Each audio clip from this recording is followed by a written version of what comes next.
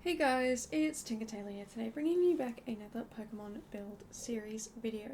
And today we have Diglett, who is a little mole Pokemon. To me, he kind of looks like vaguely potato shaped with, I don't know if it's a nose or a mouth, but a pink, I think it's a nose. And it is a ground type, although if you look at the Alolan type, it is a ground steel type. And the way you can visually tell the difference is that this Diglett has a little tuft of hair on its head. And yeah, the Pokemon always looks like it's just popped its head out of a hole. And that reminded me of the scene from, the chapter from, I can't even, the second Harry Potter book, where Harry is helping Ron and I think it's Fred and George as well, maybe, to denome the garden, and there's just like all these holes everywhere from the gnomes that have like popped out of the ground and just made themselves at home in that garden. And yeah, having a look at that Pokemon, I just imagined a house with the holes all over it, and then that made me think of the Weasley house. So what I end up doing, like I start off with building sort of like a higgledy-piggledy house, just something that seems like it was kind of stacked on and they needed more space, so here's another level, let me put a room here and stack this there and whatnot. And I kind of start doing that towards the floor plan part of the build. So when I start to do the floor plan, I'm like, oh, I need this room and I don't have that room, so let me just draw this in and add this here and let's just put this here. So yeah, it's a little bit of a thrown together build, and I love it. I think it's absolutely fantastic. I think this build, I don't know, there's sometimes where I do builds where I just don't feel very confident or happy in what I've done, but this build is not like that. This build I feel really comfortable in, even with the landscaping. Now, if you've been here for any amount of time, you know me, I complain constantly about how bad I am at landscaping, but you know, I feel like I'm starting to get into a little bit of a groove here, a little bit of a comfortable pattern with being able to get something together that actually kind of fits and actually kind of works together. Now, when I recorded this, so I did this mostly as a live stream, but all of the outside, like when I start landscaping, that is all off stream. But the total time of everything unedited was 4.5 hours, and I managed to get it down to like 3 hours, I think it was, just over 3 hours. Like I'm talking 3 hours and 2 seconds maybe. That's about, I feel like that's, oh, maybe it was just under 3 hours, I think, actually, sorry. I'm not too positive because the way I edit, I will edit a chunk and then whatever's done being edited, like the things that I've cut out, I will speed it up and then I'll move to the next section and I'll cut things out and speed all the things that are left over. Speed up all the things that are left over and just work my way through that. So, you know, I don't actually know how long the raw footage actually is in terms of what I kept, but I would say it's just under 3 hours. So the fact that, yeah, I cut out, I would say maybe an hour and a half worth of stuff is really, really good. There's some moments where I'm doing some cluttering and I decide to cut out, just like, there's like minutes where I'm just scrolling looking for things, and so I cut those things out where I'm scrolling, but I don't cut out when I place the items. So all of the items placed you should see. There are breaks and gaps that I do. There's some moments where I go back and forward between a couple of items, and that was all from streaming. And then streaming me was like, you know what, editing me can deal with this, we'll be fine, like I'll have the video done and blah blah blah and it'll be fine. And then I got really tired towards the end of the stream and I decided I'll landscape after dinner, and then I had dinner, and then I went for a walk, and then I went to bed. I was just so tired that I don't know, I spoke a couple videos back, which feels like forever ago, saying that I had 4 and 5 hours worth of sleep over 2 nights, and I felt horrible, and I was hoping to get good sleep. I did. I got good sleep, but I woke up feeling extremely tired, and then I got another 4 hours sleep, and then I got good sleep again from that night, just all good sleep. But just, yeah, I keep feeling tired even when I am getting good sleep. I think it's just because I'm constantly doing things, and I don't really have a moment's rest. But I feel like this week we're getting back into the groove of things. You know, like the last couple of days I've been getting into a good little groove, been getting some things done, been having a bit of a better time. So, yeah. And I feel like I've also been eating a bit better. Not to say that I haven't been eating, like, I'm not eating gross or bad food the entire time, but, you know, I'm having breakfast a little bit more. I'm having more cups of tea. So normally I just have one a day, but for a couple of days now I've had 2 cups of tea. And that's helped me get through the day, but I feel like it's also helped me not get sick. Because I constantly feel like I'm on the edge of getting sick. But yeah, last night one of my roommates didn't want to cook, so we ended up deciding to get sushi. And, you know, instead of, you know, we could have ordered, you know, McDonald's or something, and we picked sushi. And I know that, you know, there are some, even sushi is probably not the most healthiest thing on the planet, but it's a lot more healthy than deep fried chicken, which is usually my go-to is KFC. So, you know, doing a lot better with the food and just picking healthier things. And, you know, there are things that, you know, I don't like avocado. It's just something that the texture, I think, is what really gets me. Cannot stand it. But I had avocado in my sushi, so it's like, you know, I don't eat avocado a lot. So when I do eat it, it's that little bit of healthiness that, you know, it's the same with everything. Like, with no matter what food you have, you've got to have it in moderation. You can't just solely eat that food. So yeah, it's been really good to balance my diet out a little bit better. You know, having cereal in the morning for breakfast, and again, cereal is not healthy. It's not healthy at all. But you know what else is not healthy? Not having breakfast. So I think I'd prefer to eat and not just have a cup of tea for breakfast than to not eat at all and just have the cup of tea. So yeah, just making better steps. You know, this morning I did not have breakfast. I did just have a cup of tea, and I did get some loaded fries for lunch. I'm not gonna lie, but I still am eating, so that's, you know, it's good. I'm not eating until dinner time, which I used to do a long time ago. It was really, really bad. I used to just eat dinner, and I'd feel sick the whole day, and maybe I'd have like a drink or a snack or something, but I wouldn't eat proper food, and yeah, it was not good. So I definitely do eat twice a day at least. I find that because, I don't know, I'm not I think I would prefer to eat several small things throughout the day rather than 3 large meals. I find it just to be a bit better. And a lot of people comment on me, like, when I do that, being like, oh, you barely eat anything, like, you eat such small portions. And it's like, yeah, because I'm eating multiple times a day.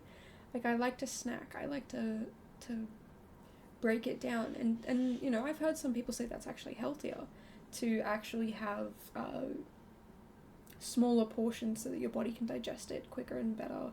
It's not as heavy on you. You know, you're not stretching out your stomach. You can know when you're hungry and when you're not. And, you know, I agree with all of that. So, yeah. I don't know. I personally, it does bother me a little bit when people say I eat like a sparrow. It's like, I don't, but okay. Because I eat somewhat differently to how everyone else eats. And yeah, I don't know. It's odd. If there's someone out there who does have different eating habits to you and it's not a concern, like if it's a concern, then definitely speak up and make sure that they're okay and whatnot, and be very gentle about it. But, you know, if someone, you know, like, for example, I don't eat 3 square meals a day. I prefer to snack. I prefer to have bits and pieces there and whatever. And, you know, sometimes with lunch I will make it, but then I will have it over the span of a couple of hours, because I'll have a little bit of it here, like a third of it here, and then I'll snack on it there, and then, you know, a little bit later, and then I'm done. But, like, I don't comment on people who eat 3 square meals a day, like, being like, oh, that's weird, why do you do that? Because I know that we all are different. We all have different ways of living, I guess, you know? I don't know, I just find it a little odd and frustrating to have people comment on, like, what I'm comfortable with. Also, if you could hear that noise just a second ago, I do have a heat pack currently on my shoulder because it is currently playing up and I'm not too sure what happened. I think I just slept funny. So yeah, I do have a heat pack on, and I'm occasionally moving it around just to heat up my shoulder and different parts of it so that it's not as sore. Not entirely sure what I've done, but I don't know, I get pains in my shoulders and my muscles quite a bit. It's usually either my shoulder or my legs. My legs are worse, but I have found ways to ease that pain when I do have it and ways to reduce that pain when I feel it coming on. But yeah, my shoulder pain, that one is a bit more like it just happens and there's not much I can do about it. Like, I can do things to ease the pain afterwards, but I can't do much to avoid it because there's no, like, identifiable thing that happens. It just sometimes will randomly start hurting. You know, there are days where I have really, really good posture and it hurts. There's days where I have really, really bad posture and it hurts. It's one of those things that it's just, I don't really know what's going on there, but it's usually my dominant hand, that's the one that hurts. So it's probably just because of that. So yeah, I don't know, it's not fun, it's not great, but yeah, that basically, long story short, that's the weird noise that you heard. But anyway, with this build, there are 6 bedrooms and 2 full baths and 2 half baths. So technically 3 bathrooms, but I'm going to say 4. So on the top level, because I start all the way from the top down, we work on the top level first and then we move our way down, although I do all the bathrooms at the same time. So the top and the middle level both have the bathroom that you're kind of looking at now with a toilet, a sink, a mirror, and a shelf, and some decor. That's pretty much it when it comes to these bathrooms. I don't think I add anything else. Like, for function, I don't think I add anything else. It's basically just the toilet, the sink, and the mirror. But I do decorate it a little bit more than what I usually do with bathrooms. With bathrooms, I'm usually just like, toilet, sink, shower, mirror, done. Let's go. Let's get out of here. You know, most of the time I'll put in the toilet roll holder and a towel rack and some soap and some toothbrushes, but that's pretty much it. Like, maybe you'll get a plant, maybe you won't. Curtains, if I'm doing curtains in the rest of the build, you'll get curtains in the build, but if I'm not, then you won't. It's something that, I don't know, a lot of people really don't like doing bathrooms, and I kind of get it. I kind of do. It's something that, you know, I don't hang out in the bathroom, so I don't really have a desire to design a really cool, fun bathroom. So, yeah, it's interesting to say the least. So, yeah, I think here I actually tried to have a little bit of fun with it. Because in my mind, like I said earlier, this was inspired by the Burrow, the Weasley's house. And I've never thought about how many bathrooms does that place have? Do they all share a bathroom? You know, I've shared a bathroom with 7 other people before where it had 2 toilets, 1 shower, 2 sinks, and that was it. Like, there was mirrors too, but like, that was it. Like, it was terrible. It was horrible. So I'm wondering, like, do they have 1 bathroom? Do they have multiple bathrooms? Do they have, you know, does everyone have their own bathroom? Is the house big enough for that? Or is it like each floor has its own bathroom?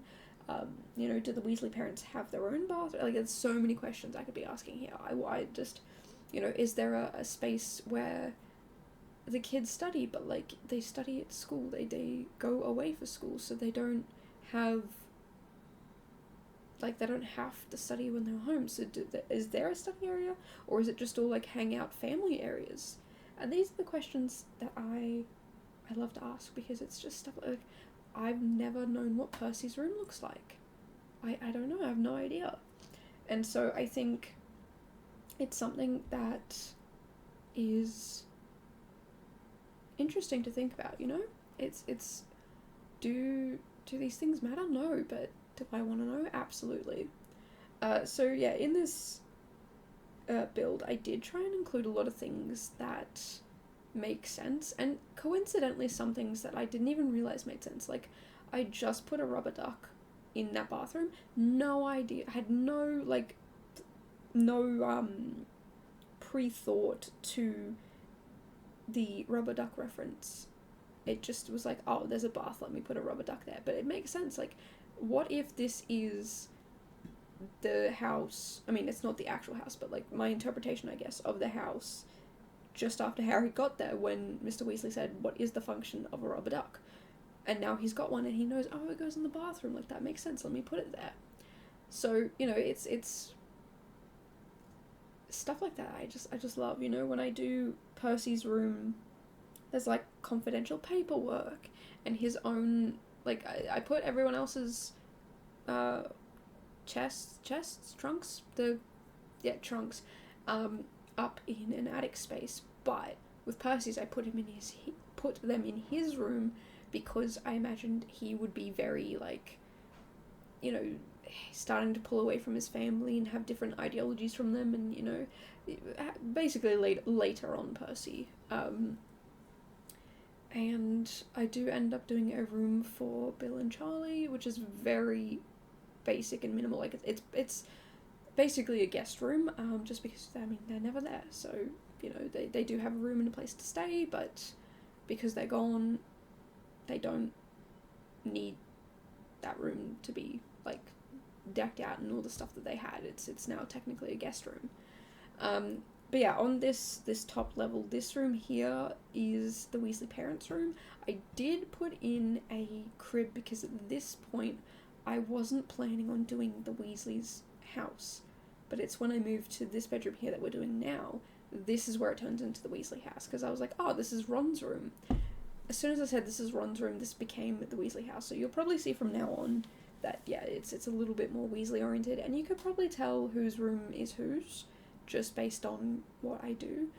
And this is just based on my personal vibes. Like, I feel like maybe not the characters wouldn't necessarily fit this, but I feel like this is what it would be like, if that makes any sense, you know?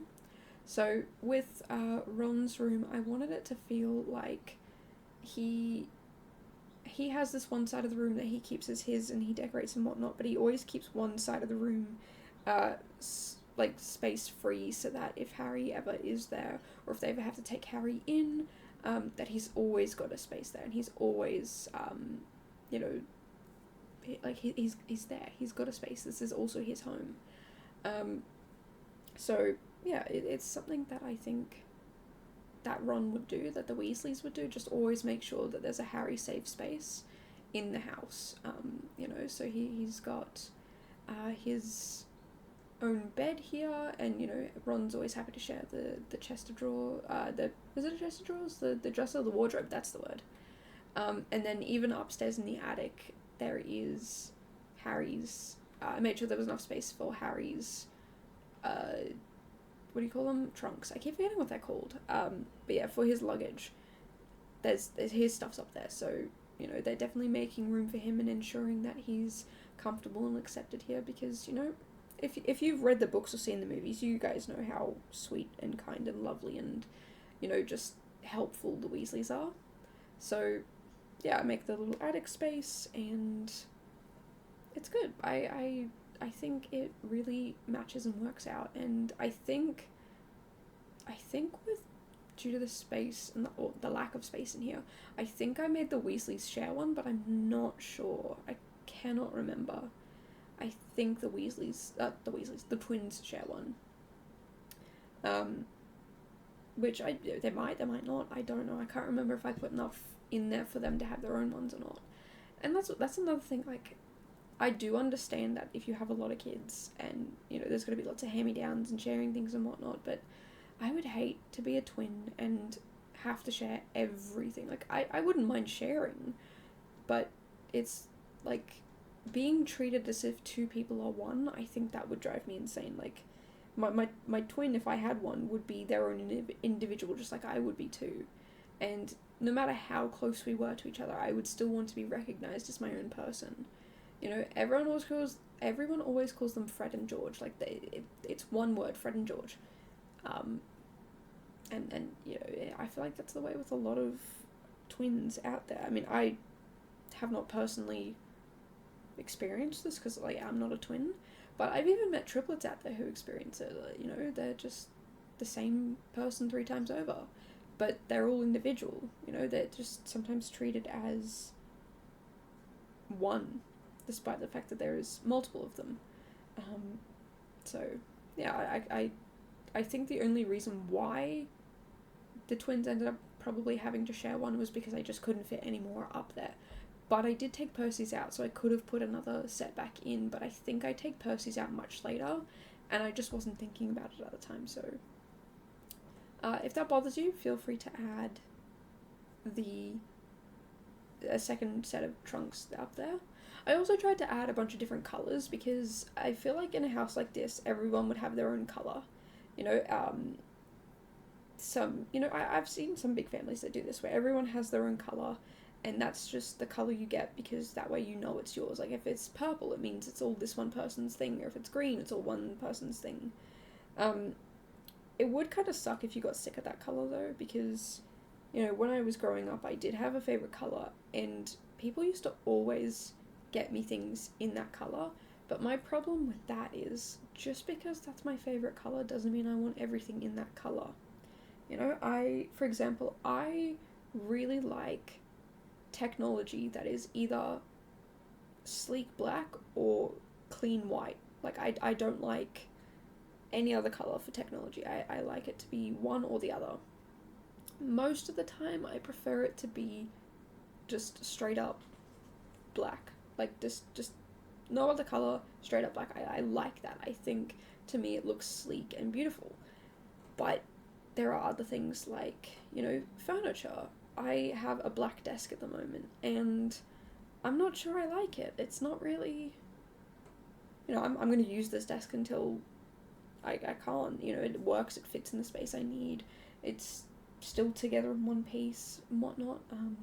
And if I get that bothered, I will sell it and get a new desk, but, you know, until then, it doesn't really matter that much. But yeah, it's just, you know, you know, for example, like, the last colour I said was green. If everyone bought me everything in green and I had a green computer setup, which I did buy my own computer, I did pick all the colours, but not the point. If I had a green setup, I would hate it. I would be looking at it like, this is just not at all what I want right now. Like, this is not the vibes I'm going for. This is not what I want to look at. And I mean, at the end of the day, if it works, it's not that important. Like, I can get over it. And that's what I did as a kid. Like, okay, these things all have function. It's annoying that they're these colours that I don't want them to be, but I'll use them. I'll keep them. That's fine. You know, there are things I've had from my childhood up until this day that the colour is still not exactly my favourite, but I'll still use it because it's functional, and it's not that big of a deal to me. So yeah, I don't know. You know, there's like a bookcase that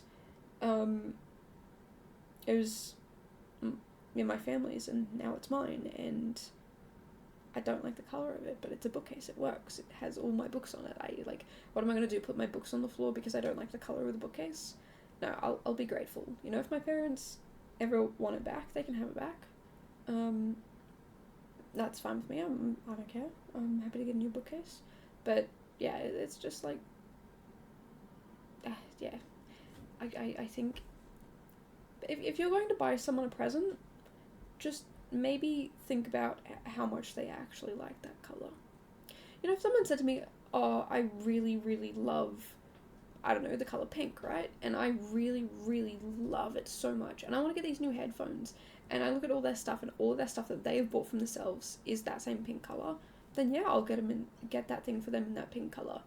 But if it's something that's, you know, I can see that maybe they don't have everything in that pink colour, I will look at what the gift is and see what similar things they have in that colour. You know, for example, if I'm buying someone headphones and all of their technology is in black, even if their favourite colour is pink, I would ask them, hey, I'm thinking about these headphones. I don't know, what do you think about them? Do you think they look good? And I would send them the headphones, and then they would be like, oh, you know, they could be like, oh, I don't really like the black colour, but they're really good headphones, or I don't like the headphones, but I like the colour. And that tells me so much. Like, that tells me so much. And I do tell people that I want these things, even though it's not true. But there are also a lot of things that I do want that I ask other people about, so that I can make sure that I'm not, like, every time I ask that, they're not just being like, oh, you're just buying it for me. No, it's because I'm tricking you, and I'm still buying it for me, but it's so later on when I ask you if I want to buy this thing in this colour or this style or whatever, that I have the no. Like, I know what I can ask you without you knowing what I'm doing. And a lot of people don't figure that out, and I love that. It's brilliant, it's beautiful, it's fantastic. Other times I will just take people to the thing and be like, I don't want to pick the wrong thing, but this is what I want to get you, and you get to pick the exact version of it. And the moments I do that, I've never seen people so happy in their life. You know, it'd be the same if someone said to me, look, I don't know what book you want, but I'm going to take you to the bookstore, I'm going to carry all the books you want to buy, and then when you're done, we'll buy them. Like, if someone said that to me, I'd be like, please marry me. Please. Please. That would be beautiful. Absolutely beautiful. So, yeah, I think it would be a blessing to be able to do that, to be able to have that. But, yeah, it's long story short, somehow linking back to this build, the colours, right. Yeah, I did try and make sure that the colours of the trunks were all different, so that each Weasley kind of had their own trunk. But yeah, no, we are currently in Percy's room. I think, yeah, we finished Ron's room and the upstairs area. The downstairs, the middle floor has kind of like nothing. It's just like a big hallway, and I could have put like a rug and some side tables or something down, but I'm gonna be honest with you, I looked at it and went, I'll come back to that later, and then when later happened, I completely forgot to do it. So yeah, whoops. Oh, I've also done, I think I saw the twins room and Ginny's room. So yeah, the twins room's obviously not this room with the double beds, but the other room with the double beds.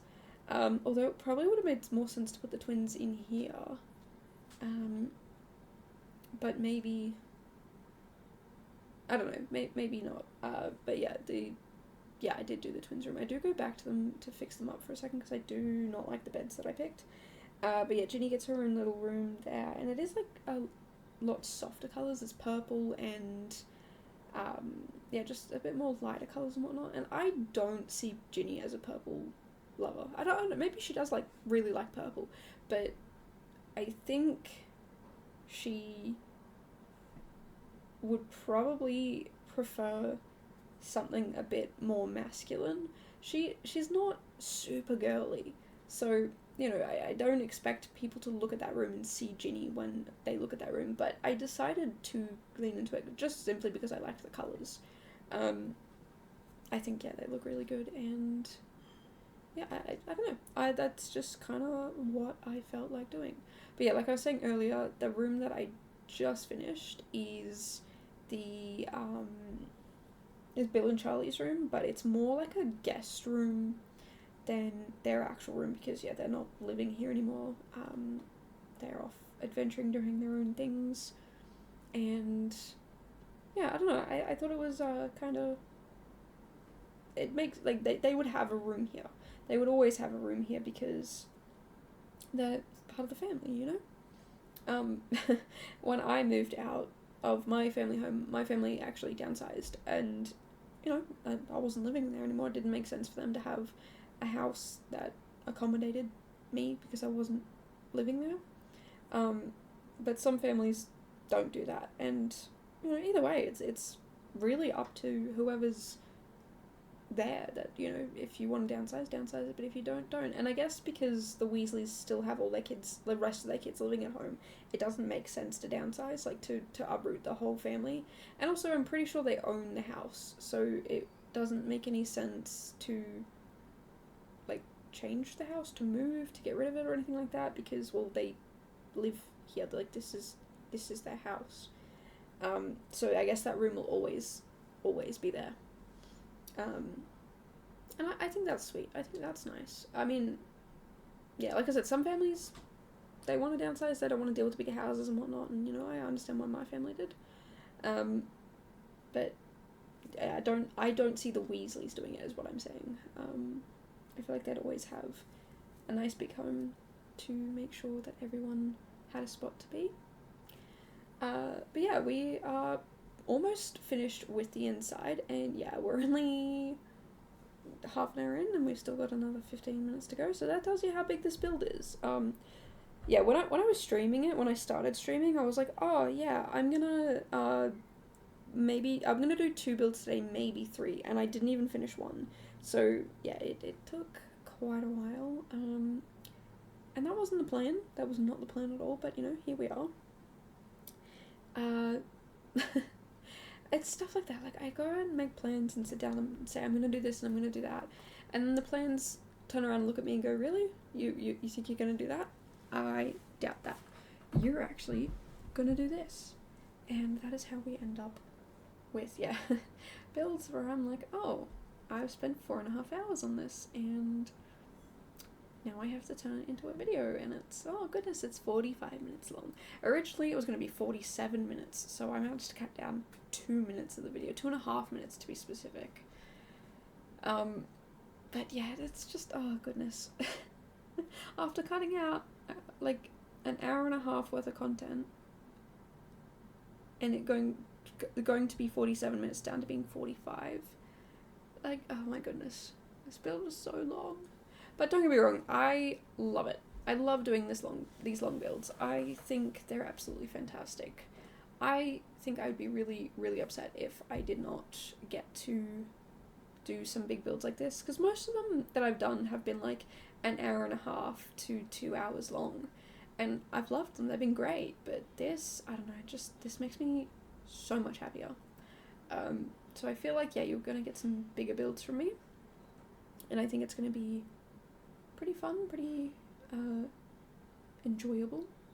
But yeah, there's also going to be some shorter builds too. I don't expect all my builds to be big like this, because yeah, if I'm doing really long builds and spending a long time editing, I feel like I'm just going to get so far behind. But yeah, I don't know, I really, really did have lots of fun with this build, especially with cluttering this side of the kitchen. I won't lie to you guys, the other side of the kitchen, I put some items down and also said that'd be a later me thing to do, and I forgot. And I also accidentally, some plants from outside are sticking through the wall, and when I was taking screenshots and things like that, I was like, oh, well, I'll fix them up when before I upload it. And then I finished the screenshots and I just uploaded it and then closed the game, and yeah, just remembered just then that I didn't do that. So yeah, look, there might be some flaws to this build. I also have no idea how playable it is, but I feel confident to say the stairs work. I don't think there's anything in the way of the stairs that stop them from working. The columns might, but I don't know how columns work in this game, if they actually stop things from being functional or not. But the kitchen should be functional because I don't clutter it too much. I think if you move the stove, there's a pot on top of the stove. I think if you move it onto like a bench or the back of the stove, I think the stove should work fine. I think it's when you put things on the front 2 burners of the stove that it stops working, but if you put them on the back 2, it does work for some reason. Not too sure why, but yeah, that's just what I've seen around. And yeah, also that little gnome that I put on the shelf, I think that is my favourite thing in this entire build. It's so cute, it's so silly, and it makes sense, because if you read that book, you know it's the gnomes are all in the garden, and that's why they're there, and to have a little statue of the gnomes inside, like, it makes my brain happy. I don't know, it just does something, tickles my brain, makes me feel good. But yeah, I wanted to make it feel very lived in, but also not over cluttered and messy. I wanted it to feel like, yes, there are definitely kids living here, family living here. Maybe this is when the kids are away, so that's why like some of the rooms are a bit neater. And or maybe they've gone home for a little bit and, you know, they haven't messed up the house yet or not. But yeah, I really love it. I think this sort of stuff, this sort of build where it's like there's so much character and so much personality behind it, I love them. I think they make me a better builder when I do builds that have personality to them. I also love the fact that, like, if you're paying attention to the really, really minuscule details, like, the lights don't always line up. They're not always centered in a room. The floorboards go in different directions. So if you're standing at the top and you look up and then you look down, the floorboards on the roof, like the roof paneling, I guess, and the floorboards at the bottom of the stairwell, they go in opposite directions. And it's just stuff like that. Like, things are different, they go weird and wacky ways, and it's because the house is just added onto, and they bibbity boppity boop bits and pieces here, there, and I love that. I think it is absolutely amazing. I also love the fact that this little room here that I'm working on before we head outside, this little room here is actually like a mud room, but it looks like it should be at the front door. It looks like this is like an entrance foyer, but it's actually to go out into the garden, and the front door feels kind of like a side door, and I kind of love that because it's like a very family-oriented home, and so you want to be out in the garden, and you want the energy to flow out that way and whatnot. And there's just little things that, again, like, I feel like it makes so much more sense doing little things like that, you know, having the main energy come in from the garden rather than from the outside. I also intentionally put like a welcome mat that has no writing on it, so that when you like get to the house, because some people believe that when you have a welcome mat that says something like welcome or come in or something like that, that you are welcoming in everything, and so having a blank entrance mat, front mat, doormat, that it will not be as easy to invite these negative beings, vibes, creatures, whatever, into that home. And while I don't necessarily believe or disbelieve in any of that, it makes sense for here. Like, they're witches and wizards. It makes sense. Like, let's actually do something like that. It fits. It makes sense to me. So yeah, that's kind of what we end up going with. But now we are moving on to the last little step. This is what I did this morning. It's the landscaping. Now, if you guys have been here for any amount of time, you will know that I struggle with landscaping. I suck at it. I complain about it constantly, never have any idea what I'm doing, and I just, like, I feel ugh at the end of it. But this is the second build, I think even in a row, that I've done that I feel really, really good about. It's, yeah, I don't know, it's really good. I feel happy about it. I don't know, it's just moments like where you feel like you're really struggling in an area and then something clicks in your brain and it just starts to come together. Now, that's not to say that all my future builds will have beautiful landscaping to them and it'll make sense and it'll be nice, and, you know, even the terrain paint, I'm still like question mark, is this good? But, you know, I'm making steps to improving each and every build. And I was actually on the walk last night with Onion. I was saying to him, I feel like my builds are getting to a point where I'm actually proud of them, and I'm not just sitting there looking at all the flaws. Like, does this build have flaws? Absolutely. There are things that I know I did, like, for example, the plants coming in through the window, and the little bit of lack of decoration in certain areas, and the terrain paint. Like, yeah, I could point out all these flaws. But at the end of the day, I would say this is a pretty good build. Like, for my standards, for my abilities, I feel really, really happy with how it ended up. And yeah, I don't know, I feel like I'm getting to a point where things are just in my mind clicking. You know, the floor plan for this build, I have no idea where that came from. Like, that doesn't make any sense. Like, okay, put in a bunch of diagonals and they suck. Diagonals suck. If any of you have ever tried to build a house solely on diagonals, you'll know exactly how it feels. It's terrible. But I feel like I did really well here with diagonals. I think the main reason being because I didn't do the kitchen as a diagonal. That's the number one thing I hate, doing diagonal kitchens. But here, I don't know. It just works. Like, Ron's bedroom is on a diagonal. I think one of the bathrooms has a diagonal, and that's it. Everything else is on a 90-degree angle, but it works. And, you know, I noticed that the back of the build looked a little bit flat, so, okay, I'm going to add that diagonal, which turned into the bathroom, which meant I had more room to build the things I wanted to build, and it made so much sense to me. And even, like, the wallpaper, I don't know if you guys have seen any of my previous builds, how I go back and forth with wallpaper all the time. It's something that my poor little brain could not wrap itself around. But now, I don't know, it's just like, oh, well, I'll just do the stone on the bottom, and then I'll do the half stone, half, I don't know what the other wallpaper's called, but that half wallpaper. And then on the top level, I'll just do the wallpaper, and it makes sense. Bam, look at me go. And, like, what? That works so well. Like, why was I struggling with this so much? I don't know. But I think, yeah, things are finally clicking and making sense, and I understand how they go together. So, yeah, definitely let me know down below, what are things that you have done in builds that you could never wrap your head around, and then suddenly one day it just clicked? You know what, like, for me, it's this entire build, it just clicked together. This is not my style of building. I don't do landscaping very well. I'm not very good with, like, disorganized floor plans and things poking out here and there. I like good structure to my builds. So this, I don't know, something in here just, it all just married up to me. And, you know, you could completely disagree. If you hate this build, absolutely, go feel free to tell me that you hate it. I don't believe everyone has to like my builds just because I like them.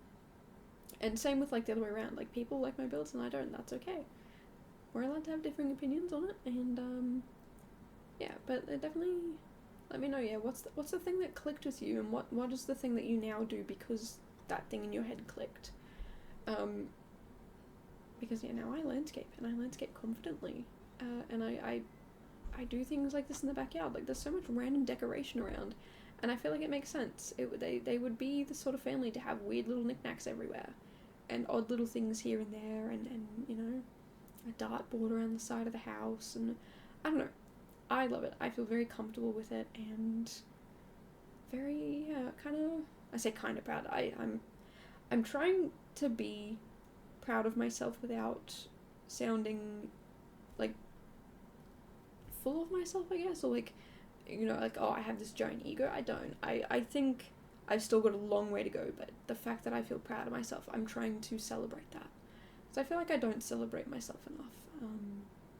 So patting myself on the back and letting myself know I did a good job. And of course there's always room to improve, like the terrain paint. I'm not gonna lie to you guys, it probably lets the whole build down. But, you know, can't be perfect every time, so, yeah, if you have any tips on landscaping, landscaping, sure, but, terrain paint as well, I would absolutely love to hear it. I am one who loves to hear tips and tricks on everything, even if it's something I know how to do really, really well. I don't care if I'm the best person at it. I don't think I am the best at anything in this game, but even if I was, I'd still love to hear tips and tricks, because there's always ways to improve. There's always ways to improve this game. You're never going to be flawless at this game. I mean, I can look at other people's builds and say they're flawless, but I will never be flawless at this game. And I'm okay with that, because it means I get to continue and grow and feel better each and every time. So, yeah, I don't know. But yeah, if you've enjoyed my ramblings or this build, and you want to see more stuff like it, or hear me ramble a bit more, make sure to subscribe down below. I come out with a new video every single day except the last couple of days of February. I only do 26 builds in February, but every other month it's every single day. But yeah, that's pretty much it when it comes to this one, and I will see you guys in the next one. Bye guys.